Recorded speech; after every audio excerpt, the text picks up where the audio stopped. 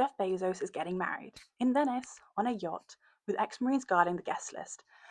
And sure, it's easy to roll your eyes, but this isn't about Bezos. It's about what happens when cities stop being cities and start being stage sets. Welcome to Gentrivacation. So when I first saw this, I thought, okay, good for him. I don't hate rich people throwing parties. Like, if I had that kind of money, I'd absolutely be renting a castle and hiring a harpsichordist too. I'd maybe even splurge for a fog machine. We all would. And let's be honest with ourselves. I'm not anti-tourism. I love a croissant and a canal as much as anyone. Tourism can be messy, but it also keeps places afloat. So when I saw that locals in Venice were literally on boats with megaphones yelling at Bezos' yacht, my first reaction was, all right, everyone, chillax. Tourism boosts the economy, doesn't it? And then I looked closer and I realized they're not protesting him. They're protesting what he represents.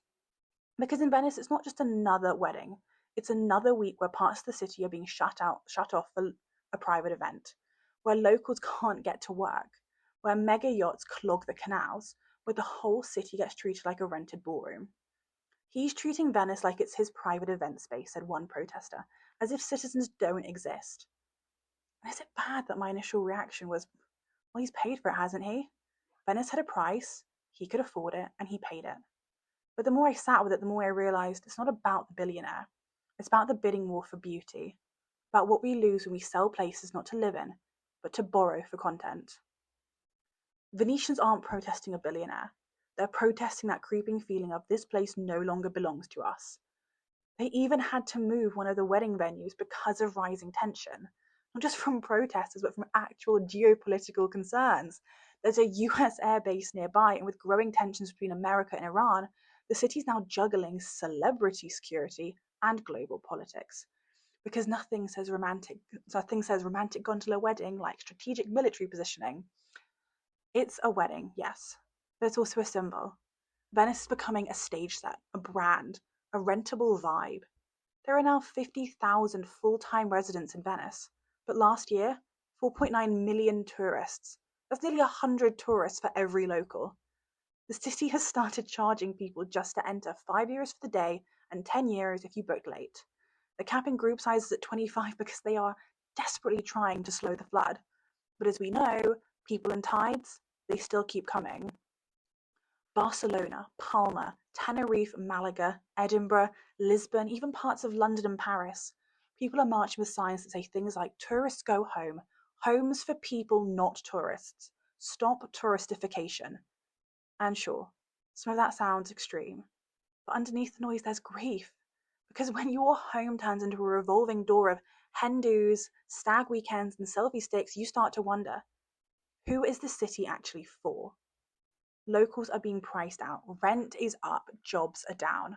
Whole neighborhoods are being swallowed by Airbnb, and the people who live there just feel like guests in their own cities. We used to talk a lot about gentrification. Now it's gentrivacation. Tourist hotspots aren't just expensive, they are unlivable. In Lisbon, London, Barcelona, entire blocks have turned into suitcases. Communities don't just get priced out slowly anymore, they get replaced in a summer. One influencer tags your streets as a hidden gem and boom, it's all over. The bakery you loved goes viral for its world's best buns and you are thrilled. Until next week when the queues are 2 hours long and the baker has anxiety. But even worse, the same people making money off short-term lets are often the ones saying, ugh, the rent's too high, babes. You did this. You can't Airbnb your whole building and then cry because you can't afford to live in it anymore. You've unwittingly caused part of the problem. We've turned homes into revenue streams. We've made belonging into a luxury item. And we've made roots inconvenient. And here's where it gets tricky, because tourism can help towns thrive. A sleepy bakery becomes an overnight Instagram legend. A forgotten fishing village, it becomes the next Amalfi. And that's kind of lovely. But it's also heartbreaking when those places go from secret treasure to whoops, too late, it's ruined. That bakery probably now has panic buttons. That village can't house its residents. Let's be honest, we all think we're a good kind of tourist, right? We go for the culture, we buy the coffee, we say gracias with a little effort. But the truth is, even well-meaning tourism leaves a mark. And in a TikTok economy, A place can go from hidden gem to completely over in a matter of months. That tiny bakery becomes a battleground of queues and camera phones. That sleepy town wakes up to 80,000 hashtags and no parking. So let's ask, is the good tourist the one who visits for a day and vanishes, or the one who stays for 3 months and joins the local book club? Do we only love tourists who spend fast, leave faster, and never leave a mark? And what happens when the tourists are drunk, noisy, and disrespectful? And if a billionaire with discreet guests and private security isn't the kind of visitor, then who is?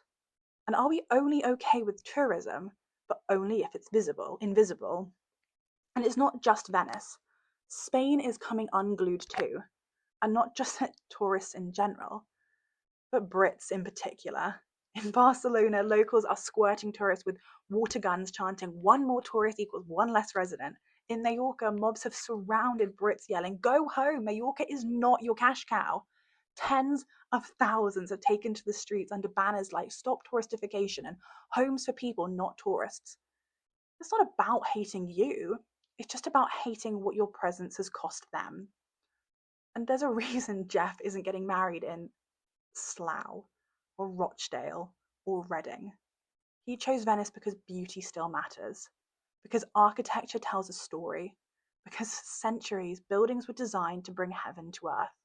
Cathedrals, courthouses, even old banks, they were meant to inspire and to elevate. That's why this conversation isn't just about tourism, it's about what happens when beauty becomes a product, not a right for the locals, when the only way to experience wonder is to pay for it. So no, I don't hate Jeff Bezos. I envy his freedom, the choices that he can make without the financial worries. I'd be having my own candlelit string quartet moment if I could afford it. So this isn't about him. It's about what we've allowed to happen to our cities. The places that we grew up in, they're just now investment portfolios. The beautiful bits are only available for hire. But we can't be shocked by this because we've prioritized tourism and profit over locals and community for years. This isn't an anti-tourism rant. This isn't an anti-B&B rant. It's just a plea to ask, who are our cities for? What do we want them to become? And what kind of lives are we even building inside of them? Because if locals can't live where they were born, if beauty is something that you just rent for a weekend, and if cities are just stage sets now, then eventually the curtain falls. And all we'll have left is memories of a place that used to be and postcards before the change. I believe that cities should be for the people who built them, not profit margins. So if you're asking, should Jeff Bezos even get married in Venice? I don't know. Maybe, sure. But maybe the better question is, should Venice still belong to the people who built it? And if you think that the answer is no, then we're not really living in cities anymore. We're just walking through someone else's Instagram backdrop. So, like this video, subscribe if you haven't already, and let me know what you think in the comments. Do you still think our cities belong to us? Thanks.